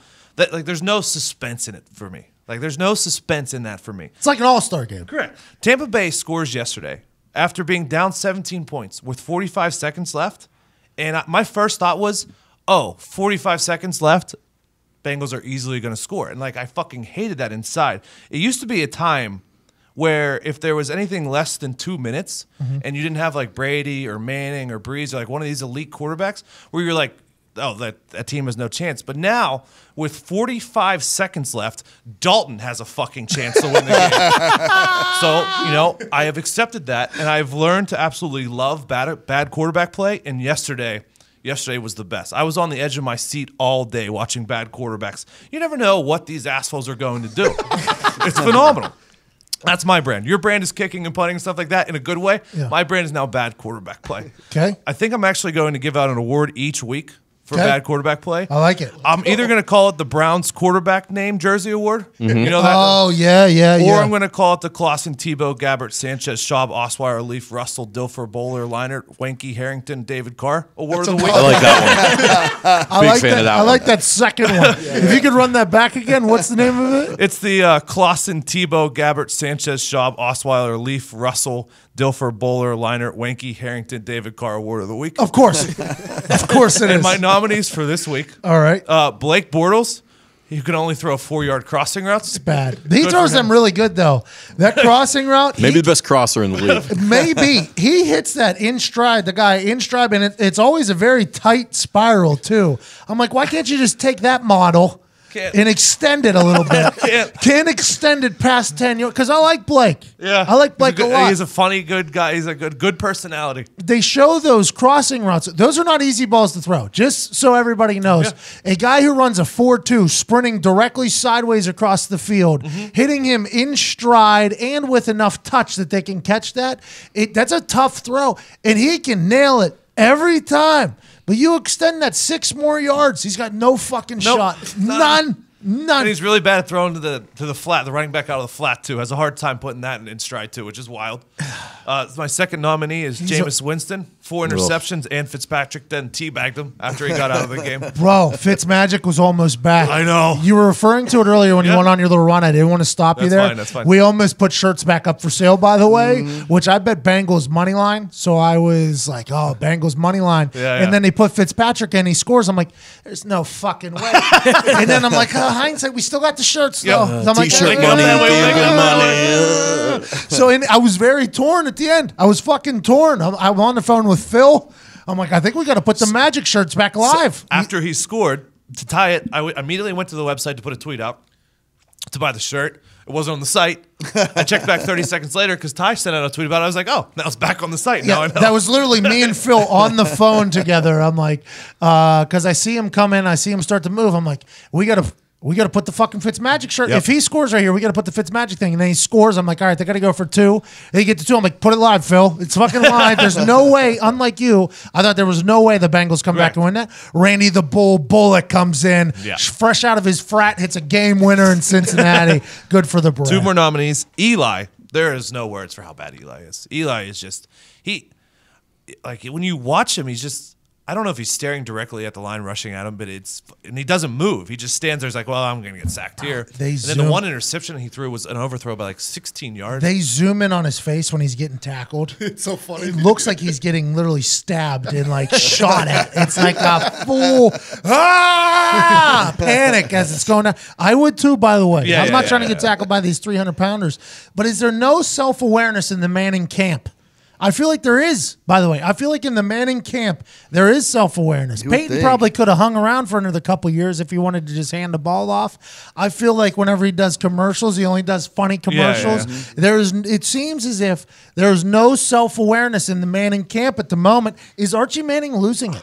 Is Archie Manning losing it? This is something that is Archie Manning losing it? It's like everybody around that situation is just frozen. Like you know how you panic for a second and you just freeze? It's like they're frozen. They're making no moves whatsoever. That's what he does during the pass rush. You don't see Peyton going to any of his games anymore, though. There's no real. I guess I think he went there last. I guess he was on the sideline, but there was no shots of him in the suite. You know, Peyton's like, keep me off the fucking TV. Well, he's throwing the way he's throwing. Just keep me off the fucking TV. I think they're just holding on because they're their last. I think after last year and how poorly he played, he wanted to have one more good year. It's the only thing I can assume, right? He probably wanted to go out on somewhat of a high note. Sure. And it's bad. It's bad right now. There's no self-awareness over there. It's like Skip Bayless. I learned this on my trip out to L.A. I guess they literally, it's a job to keep him surrounded at all times with like-minded people. Does that make sense? Yeah. So when Skip goes on to the TV show, he honestly believes everything he said because the people that he's been talking to Just gassing him up. Oh, yeah. He got gasolini around him. They're like, yeah, absolutely. LeBron ain't shit. The people all around him are just very much like, yeah, absolutely. You're 100% right. So when he goes on the show, there isn't even a thought of like, no, I'm wrong. It's like he's believing what he's saying, and everybody can tell because he's selling it hard. So whenever the internet reacts, he doesn't even, it's like, oh, it's fucking internet. My people around me are all in, which is by the way, very successful model for old Skip Bayless. It's been a very successful model, but when it comes to this type of stuff, there's no self-awareness. This could also come back to bite you in the ass if you got a bunch of people around you that don't have like a little hint of, hey, let's get some wine. Everybody cheers. Maybe last game, huh? Let's get out of here. Well, and you think I keep waiting for them to just say, oh, you know what, his shoulder's hurt. He's going to be out. And just let him stay out. But, because if you're just going for the first pick, you can do that with your backup. Well, the Raiders were also trying to do that, too. It's a battle right now for that first pick. I don't know if anybody's just going to be able to fall into that. You're going to have to earn it. You're going to have to trade away every fucking player you have if you want that first pick. And then my last nominee for the award for this week is, since we're recording this on Monday, whoever Buffalo starts tonight. It's going to be whoever, whether it's Peterman or fucking Derek Anderson, it's going to be a shit show tonight. Well, there you have it. That was the nominees for this week's Clausen, Tebow, Gabbert, Sanchez, Schaub, Osweiler, Leaf, Russell, Dilfer, Bowler, Leinert, Wanke, Harrington, David Carr, Award of the Week. I think I'm going to have a good time with this one. Is there 2 live players in the league right now on that list? Oh, Osweiler's still in there. I mean, I could have put Peterman. I could have put some people in the league, but you know. It's just the greats. The greats who are in the league right now are in the list. Yeah, Ray Guy has an award because he's done, and not whenever he was in the league. You don't just give out awards for people that are still in. They don't put statues up for people that are still in the league. No. It's once you've completed your career of failure that you get added to the Clausen, Leinert, Smith, Stewart, whatever it is. You don't retire the jersey because you still need to wear it. How about someone on the opposite end of the spectrum that we just talked about, like AP? Oh, I thought he was done. Awesome. Guess who's back? He's unstoppable. He's defying time. So he was in the Saints. They wouldn't give him the rock. So he threatened Sean Payton's life. Goes to the Arizona Cardinals. Had some good games there. First game he scores, has a good. Then they don't give him the rock or something happens. Eventually, he gets hurt, and then they sign with the Redskins. Everybody's saying the late signing too. Everybody's saying the Redskins are stupid though. They're saying it's a waste of money.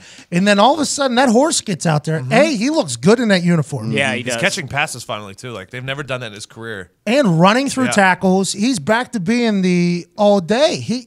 I listened to a interview of his because he tore his ACL whenever he was with the Vikings. Correct. Came back ahead of schedule and then broke all the rushing records. Yes. And there's, as a human who is also an athlete, there was a lot of question marks about how does that happen? How does a body heal faster than everybody else's body and then be better than everybody else's body that has ever played in said position? That's a little fishy. But then he gave an interview and he said he thanked the Lord for giving him a body that recovers faster than other people's body. So his body recovers faster than other people's body. So with that being said, age isn't a real thing then. Because the thing that hurts you whenever you get older, Todd can attest this, is your recovery time. Your recovery time is way slower. So when you get older, you can... I'm not as good as I once was, but I'm good once as I ever was. Good line, man. And the Perfect. reason why that line is because the recovery time is the issue. Yeah. Adrian Peterson said to the Lord, whichever one you believe in, Austin Collie, Allah, Oprah, all the other ones, Jesus, The Greek ones. the Greek ones, all the Greek gods, Dr. Phil. Dr. Phil, good God. Great show. It's amazing. Great show. If you believe in that he has an actual faster recovery than everybody else, he can play forever if he wants. He's Wolverine. Yeah, He's Wolverine. That's basically what he is. He's an anomaly, like superhuman almost, and that because I'm sure they've tested him. I mean, look at his when body he come back still. that fast. Yeah, they definitely would got tested. definitely test him. Definitely test him. Not granted, they can't really figure out the HGH test. I don't Yeah, think it's tough.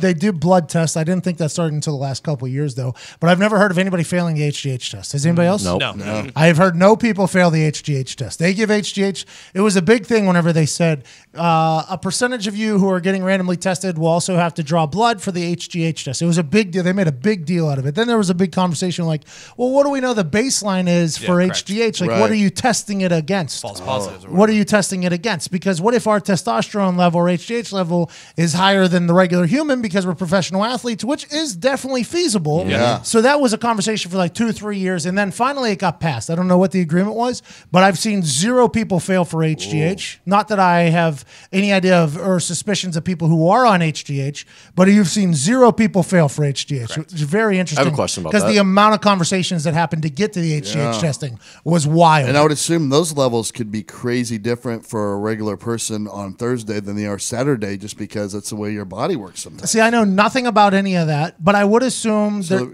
you wouldn't be able to get a baseline. Exactly. Old T-Shot Todd knows. So Is that an annual test where you know about it ahead of time, No. like the marijuana test is? no, so any PED test is random whenever all year round.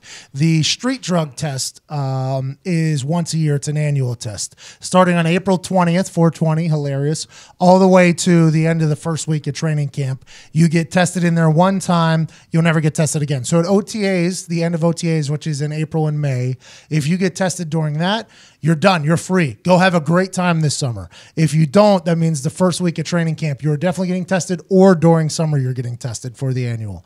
Whenever it comes to PED, that can be at any given time, any day of the week. Guys can get tested 2 times a week if they want. If you have a big game, you're definitely going to get tested. If you have a big game and you don't get tested, you feel disrespected by Roger Goodell. You feel disrespected. But it was a part of the PED testing where a percentage of people who were randomly selected would also have to give blood for the HGH test. But the big conversation was like, well, what's the baseline? Who are you basing the growth hormone level off of? Is it a regular person? Because a regular person and a professional athlete probably have 2 different HGH levels. Not that I would know anything about this. This is just the conversations that were being had. I'm not a scientist. I have no fucking idea, or a doctor.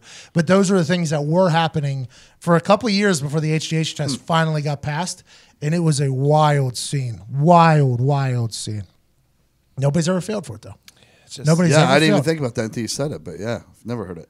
Because for me, sitting in those meetings was all so dramatic. It was all so dramatic. Just like everything with the NFLPA, everything becomes so fucking dramatic. It's like, oh, if we give them this, we're going to have to give up this. Or if we want this, we're going to have to give up 5 more games. It's like, what? That is not how it works. Can't you just go talk to these fucking people? It's a business arrangement. Can't you? Like, we wanted to eliminate marijuana from the street drug test. We wanted to eliminate marijuana because a lot of guys use it as a medicinal thing. Instead of using pills, we have a very big pill popping problem in the NFL for a while. I'm not sure if we do now, but we did have a big pill popping thing for a while. Marijuana cannabis can take the place of a lot of those pills. So that was a conversation. So I do believe that there was a thought of potentially eliminating marijuana from the test. But then the conversation was, well, then the NFL is going to ask us to play 2 more games. It's like, well, why? Why does it have to be that way? Well, anything that they give up, they want to get something back. That's how they were like talking to me as if I was an idiot. Like, that's how business works. I'm Well, like, let's not guess what they're going to counter with. dude, you have no idea. But Put it on the table and see what happens. So they raised the level. So they raised the level to Olympic standards for marijuana. So it used to be that we could have less THC in our body than the Olympics could have, and it would be a failed test. Then they raised it to the Olympic standards for the amount of marijuana you're allowed to use for a failed test, which is still testing for it. Right. It's just they felt like the NFLPA said, and we got the limit raised for the amount of THC It's like, what? I gotta stop. I gotta stop smoking for what? 17 days instead of 20. What the fuck? Get the fuck out of here. You know, it was just the way everything's so dramatic, and that HGH thing was very dramatic. For how dramatic it was, it made you think like, oh, there's probably a lot of people taking this.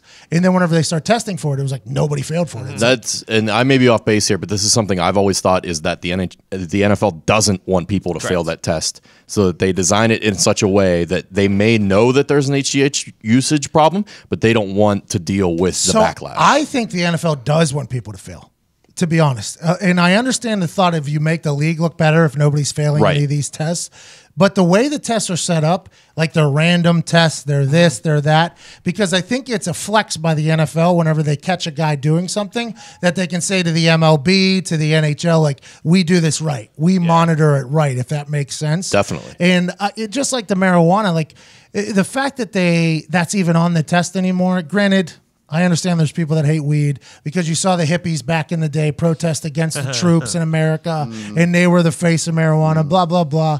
But if you have a brain and don't live under a rock, you can see all the medicinal pros that marijuana and cannabis has. Aside from making you laugh more, eat better, and enjoy life, there's a lot of things.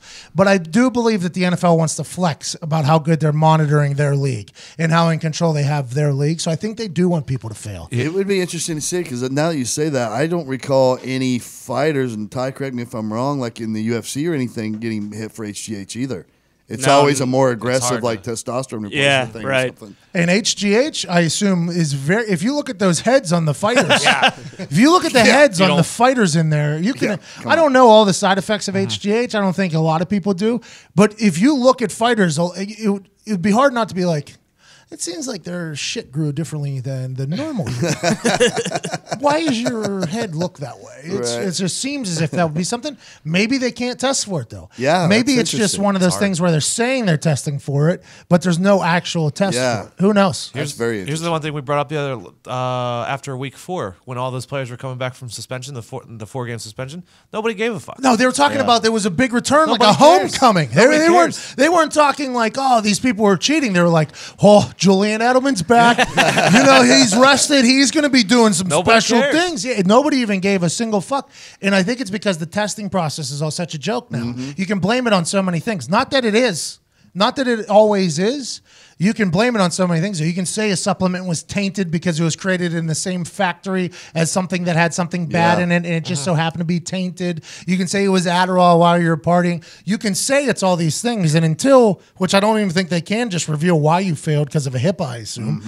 There's so many different excuses and outlets that are all legit, but there may not be for every single case. Yeah. This future of the sports is very interesting. What did the NFL lose, though, if you lose a big player? You know what I'm saying? Like, they suspended Tom Brady 4 games. Yeah. That's what I always fall back on. It's not about just one. Tom Brady's the greatest player of all time, greatest quarterback of all time, and they were hunting to suspend him for 4 games. Like it wasn't like they were just like, oh, we can wipe this one under the rug. They were trying to suspend him for 4 games. I think the NFL, Roger Goodell, they very much want to be able to say we regulate our league in a professional manner, like a big dick move, like.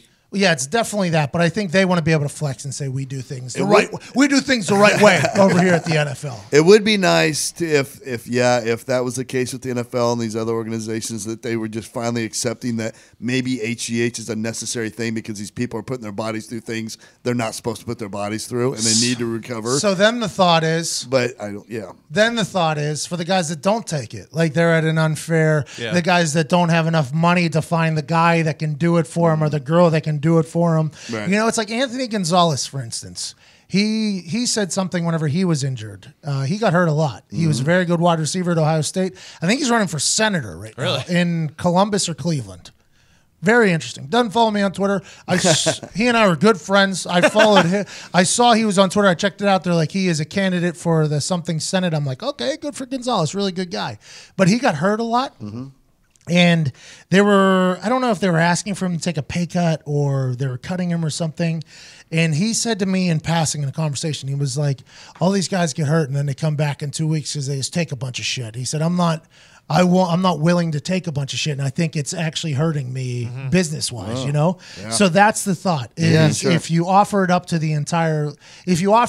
everybody, like, hey, we are going to allow you to take this supplement now instead of banning it because we think it helps. Right. Then now there comes an entire fucking conversation about, well, how are the people going to get that? How are the people going to do this? Well, what about this guy who doesn't know this person, or this guy who's an undrafted free agent who doesn't have enough money? Now he's playing at an unlevel playing field with everybody. There's just always shit, Todd. Yeah, well, that's a valid argument, though. Yeah. I mean, why do you tell the guy who just doesn't want to put that in his body? Exactly. Yeah. He's playing it. It's just like the guys in the majors back whenever Mark McGwire and Barry Bonds were all hitting dingers. Yeah. It's like you got the little fucking wiry guy stepping into the bat. Oh, my on base percentage is 250. It's like, yeah, but everybody else is just hitting home runs every goddamn day, so you're going to have to get fired. Go to the Frontier League and pitch to Pat McAfee. It's the state of sports is very interesting, but I love that we cover it. I love that we talk about it. Well, I come to you from a hotel room in Bristol, Connecticut, because while I was traveling yesterday, a couple moves were made by my favorite football team on earth since Hard Knocks, the Cleveland Browns. We all have been invested in the Cleveland Browns. We all saw Hugh Jackson say, I'm going to win here, right before jumping in a river to wash off his completely defeated stench from last year. We all saw Hugh Jackson and Todd Haley get into it on episode 1 of Hard Knocks. And we thought, there could be a power struggle here. This could end up a bad thing. But we get the first pick of the overall draft, the future of the quarterback of the dog pond. Baker Mayfield's here. So Todd Haley will do what Todd Haley did with Ben Roethlisberger. They'll bring in Jarvis Landry, an Antonio Brown type player. They'll get a good running back, which they did. We got a quarterback. Now it'll take time to build the process here. But no. Brad Paisley did that creepy thing where he thought about getting the RV that they stayed in training camp. Hugh Jackson started inserting himself into situations he shouldn't have been in a lack of self-awareness. And after tie, after loss, after that incredible win when Baker Mayfield took him to the promised land, the ownership felt like they had one thing they had to do. The ownership wanted to fire Todd Haley. But the GM, old gum-chewing, sweatshirt-wearing son of a bitch, he wanted to fire Jackson. So what do? They fire them both. So now Baker Mayfield is going to have to start brand new with a whole new offensive coordinator. Hopefully it's Coach Wiley in the hut gut. They're saying maybe it'll be Lincoln Riley of Oklahoma, but whatever the case is, Hugh Jackson from Hugh Jack City somehow, some way found a way to lose even after winning and tying. Todd Haley, swinging Todd Haley, tequila cowboy Todd Haley, he gets fired on his way out of the Browns. What a nightmare situation for the dog pond. You guys were finally able to drink Bud Light, and now you suck again. You don't deserve that. Hopefully the next rebuild will be the last rebuild. I'm excited to see it, and I can't wait to see what Baker Mayfield becomes. I saw a stat earlier. Cleveland Browns are the only team since like 1975 to be like plus 11 in the turnover margin and not have a winning record. Greg Williams, he's so pissed, I bet. Greg Williams walking into those meetings like, I do everything I fucking can for you guys. I got people taking legs out for 20 grand, and we got nothing going on. Here's another fun one for you. Schefter just tweeted this out.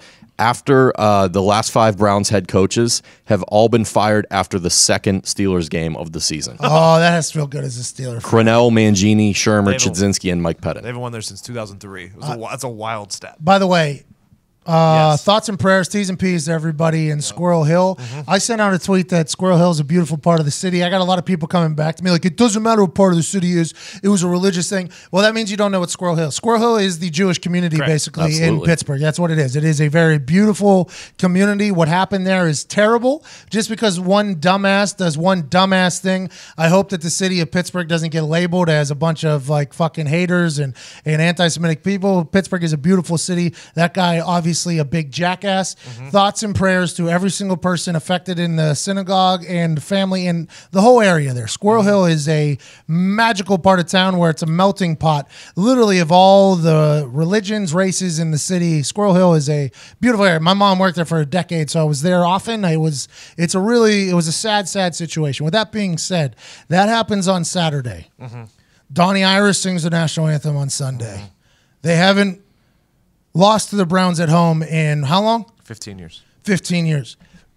That Steelers money line was the biggest lock I've ever seen in the history of my life. You got Donnie Iris singing the national anthem beforehand. Fucking Donnie. After the whole city has come together because of fucking idiot on Saturday, that Steelers money line was a lock, and it was almost awesome to see the whole place come together. The moments of silence all over the world. Yes. Those get me, man. They always get me because, like, that Minnesota Vikings place is one of the loudest stadiums in the league right now. And that moment of silence, whenever they had last night, it was just like you could hear a pin drop. It's sad that moments of terrible have to put a perspective on things, how we're all in this together. But I do enjoy watching the love and unity of our country after a dumbass does something absolutely terrible. With that being said, Steelers are definitely going to win that game. That was no doubt about it. Never a doubt. I mean, they knocked off some rust early in this first quarter, and then after that, it was besides the one fucked up on the after the safety. Besides that, it was a blowout. Le'Veon Bell, by the way, still not playing for the Pittsburgh Steelers. Apparently, he's going to hold out until today. Actually, well, today's the trade deadline. Yesterday or today? Today, Tuesday, is the trade deadline. So he wants to come back after the trade deadline so that they cannot trade him. He doesn't want to be traded? No. What does he want? Nobody knows what this guy wants. I don't think he knows what he wants. Well, I think he knows what he wants. Rap. I don't think his agent. I think he does want to rap. I think his agent doesn't know what Le'Veon wants. There you go. I think there is quite a little because he said he missed playing. He missed the game. He wanted to come back week 7. He wanted to come back. And then his agent, I assume, got on his phone and was like, no. We don't go back till week 10. We don't do this. We're not forced to be back until then. They would have paid. Then he starts saying they would have paid you if they wanted you back. Like that's, start digging in almost. And I honestly believe that Le'Veon Bell is stuck in a bad situation here with his agent's thoughts, his thoughts, and then all of Pittsburgh's thoughts because I don't. He's got to be happy, though, with how well Connor's doing because at first this whole thing was he didn't want to be overworked this year. So now that Connor's doing very well, you would think that they would have a nice little healthy split the rest of the season if he did show up. Well, at first he just wanted his money. Yeah. Then he didn't want to be overworked because it's going to be a 1-year rental. Yep. Then he wants to play again, so he wants to come back. Then he's not back. Then he doesn't want to be a Steeler and for the long haul. This is the end of it. Then he doesn't want to be traded. It's like, what? There's no real. It doesn't make any sense here. It doesn't make any sense. This is what you expect, though, from somebody from Michigan State. Didn't deserve that. We're going to find out real soon because he's got to be back before week 10.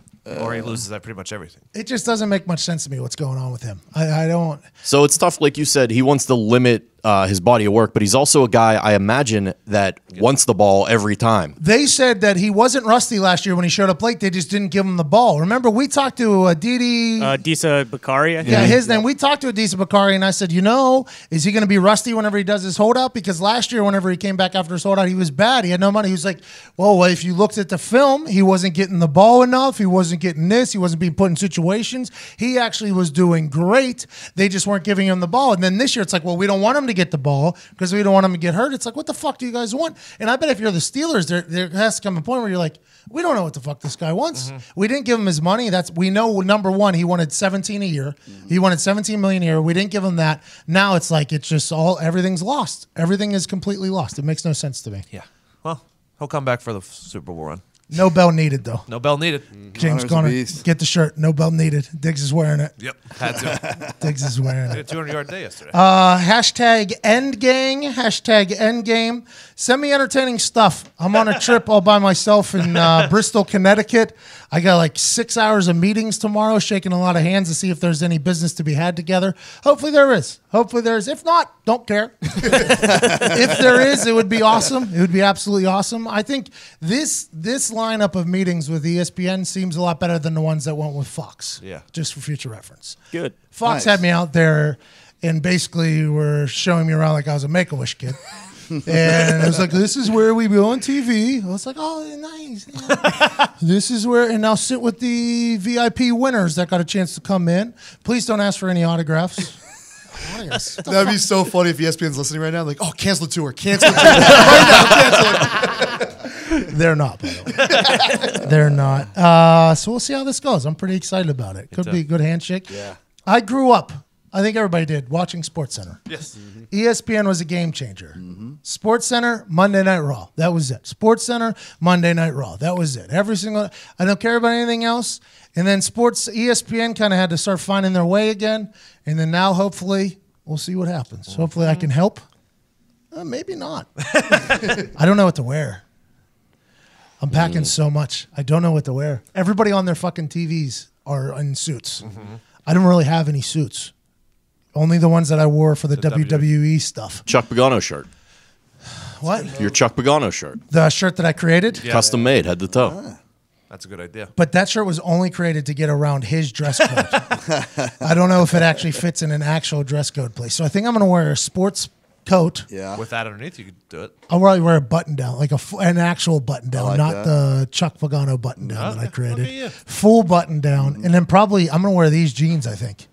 I'm going to wear these stonewashed holy jeans. So they know that, like, listen, I'm playing your game here. Still keeping it real. But I'm still, you know what I mean? It's kind of like I say this a lot, but it will be a mullet of costumes, like business on top, party on the bottom. I'm playing your game. I'm dressing up here, but I think that plays. I think so too. Which is the flavor they need. I think so too. I'm also going to be on Get Up, I believe, Wednesday morning, which is a show on ESPN. Bring your good shoes. Jalen always tries to show out with his shoes. Always. All right. Yep. I'll bring some shoes.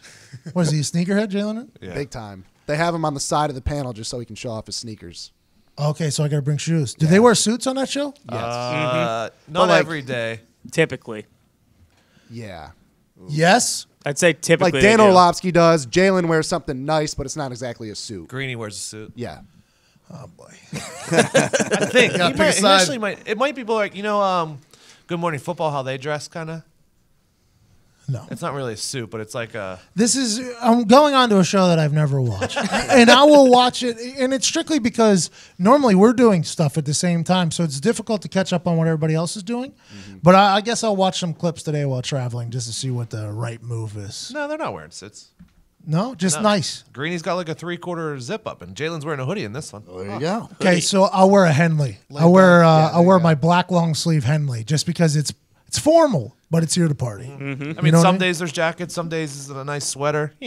So I'll have good shoes on, the Henley. Everybody, take a picture of me on Get Up and tweet it to me and rate my fit. Rate my outfit on if I look like I should be there or shouldn't be there. And if you think ESPN's going to offer me any role at all, just strictly off of what I'm wearing on Get Up, let me know. Do that. That's tomorrow morning.